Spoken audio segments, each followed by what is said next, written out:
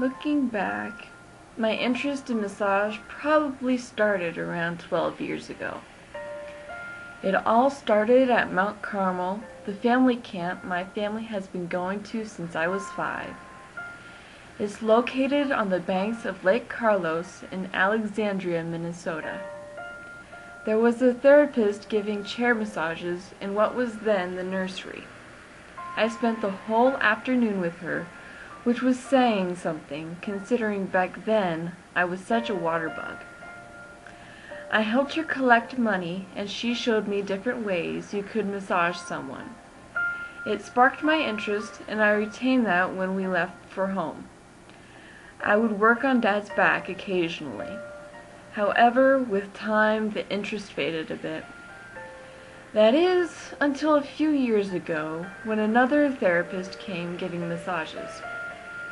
Ironically, at the same camp that my interest first sprouted. He too, after we talked some, offered to share some of his knowledge. I knew I was interested in massage therapy, but it took a little while for me to begin thinking of it less than just an interest and more like a prospective job. After 2 semesters as music major, I switched to the massage therapy program. By the end of the first meeting we had, Miss Waits had me extremely intimidated. But as class progressed, I started to relax more, having the confidence that I wouldn't have a big problem.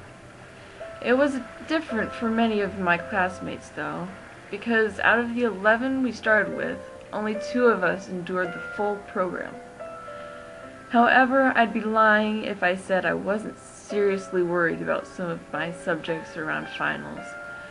I would always pray, God, if this is your will for me, then let me do well on this test.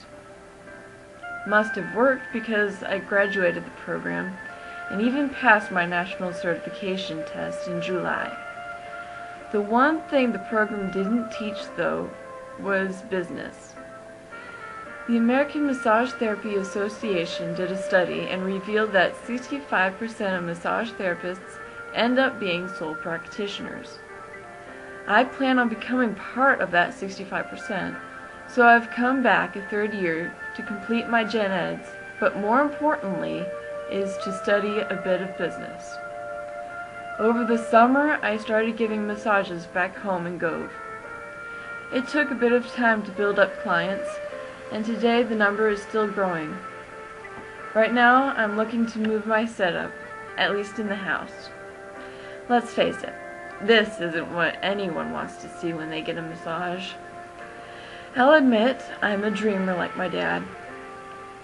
I've daydreamed of building my own office in town, even downloaded a program to design it. I know, though, that in reality, that dream is still a long ways off.